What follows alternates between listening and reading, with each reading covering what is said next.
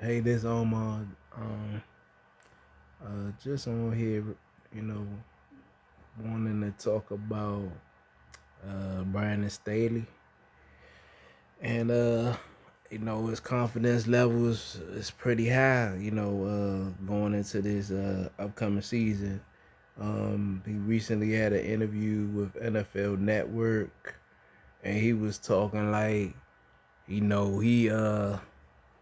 he feel damn good. I'm paraphrasing a little bit, but he feel damn good about the chances for a rebound. And then I quote that he said was, "I think what we'll discover is we have what it takes." That's the beginning of the article, and think he also goes in to say, I think there's been great investment from the people within our organization, and we're not satisfied.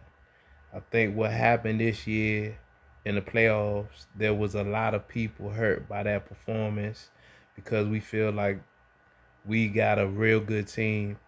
But at the same time, you know that you've got to go through some games like that in order to get where you want to go. I think our locker room is as tight as it's ever been. I think there's a lot of confidence going into the offseason.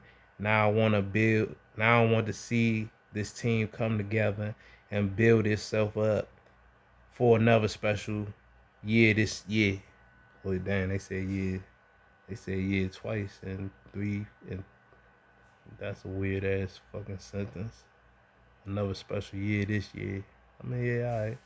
You use year twice that quick, but I ain't no English major, but it just look weird or whatever. Maybe I'm. But yeah, alright. But so basically, they was talking that shit. He feeling good. You know what I'm saying? They also asked him whether they, rewatched the game, the Jacksonville game, and he said, will they do that?" And so he said they didn't really do that as far as like when it was time to go, as far as the off season, everybody just dipped out or whatever. But he said they definitely going to revisit that uh that loss or whatever and just look at it, because I mean there's a lot of things that they can see. You know what I'm saying? Like I said, at first I was pissed off at the coach, but then when you started to really really look at it, it's a lot of stuff Herbert wasn't doing. You know what I'm saying? And once they kept on going 3-0, Jacksonville started having them long ass drives in the second half. And so once the team gets comfortable with starting to march the ball on your defense, it's like they done stole up momentum. So all that momentum you had, they done just roughed it from you. You know what I'm saying? And so I mean, you saw, them years back when, KC had a situation where it was against Andrew Luck and Andrew Luck stormed back or whatever. I ain't gonna say that following year KC came back and had a monster year, but it's, it's precedents from when teams did something like that where they gave up that big ass lead and they were able to rebound. But they also had teams like Atlanta. Atlanta had that big ass lead in the Super Bowl, and then it seemed like they ain't really recovered from that. You know what I'm saying? Well, I know it's a different personnel on the roster, but it just seemed like that loss was a major, because it was in the Super Bowl, whatever, 24, 25 point. They was up by 25 with I think midway through the third quarter, and they ended up choking that game away. To Brady and them. So he talking that good game, man. I mean, like, I've been saying that since I started dropping these videos that they got an underrated roster. I think they're gonna have one of the better offensive lines this season.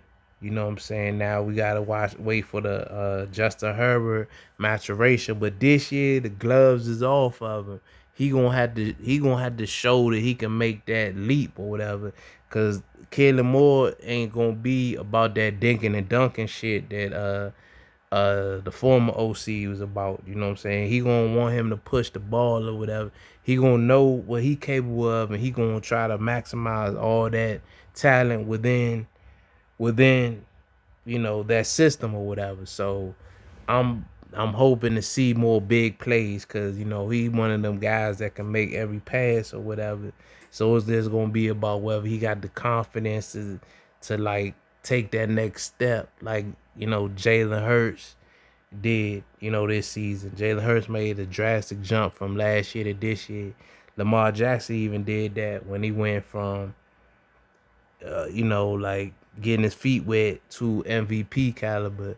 So we gonna see like if he has that, and Josh Allen even did that. He went from okay, and then he went to everybody's favorite. So we gonna see Justin Herbert got to show that next transition. But you know they gonna have to draft a free safety and a big play wide receiver. You know what I'm saying? Mike Williams, he's cool. They don't force feed him enough, to my liking. I think he could do more. That the personnel groupings they have, they just gotta decide which games they gonna force feed guys. You know what I'm saying? Everett, I think he can get force fed. Parham, the Parham Jr., I think he can get force fed. Guys that got mismatches on most downs, and they can take advantage of them their size or whatever. You know what I'm saying? But Mike Williams and Keenan Allen have both been getting hurt more. You know what I'm saying? And so I'm just look at that. I mean, Palmer cool. He had a solid year. He was holding shit down when both of them was hurt. But I think that they need another guy that's kind of the size of Mike Williams, that type of guy that could just be an X Factor type of guy, because both Mike Williams and Keenan Allen is getting old or whatever, and so they need some young blood in that offense to give it like some more explosiveness. You know what I'm saying? And like I said, if they touch on the free safety, because that's why they ain't really do too much on the free agency tip, because they kind of, they like he was talking shit like, yeah, he know we got a good mob, which is true. You know what I'm saying? You look at the roster, and it's not too many holes you see. You know, and then the GM, what's been cool about him is he been getting some quality starters every year. Like he always plug in new guys that from the previous year or whatever. You know what I'm saying? That one year he went out there and he got Samuel Jr. You know what I'm saying? And so you know last year he got him a Salia. You know what I'm saying? So he always find guys that blend in well with the vets or whatever. So I feel he gonna do the same this year. If they gonna do something with Eckler, he gonna have to go into the draft and draft a running back. But top priorities definitely is safety, then go wide receiver, and then fill the roster after that. But yeah, I'm liking how he sounded. He sounded like, yeah, that shit wasn't nothing. And so he coming, with some cockiness, like, all right, yeah, we got our ass, like they can't walk this down, but I think we gonna show some.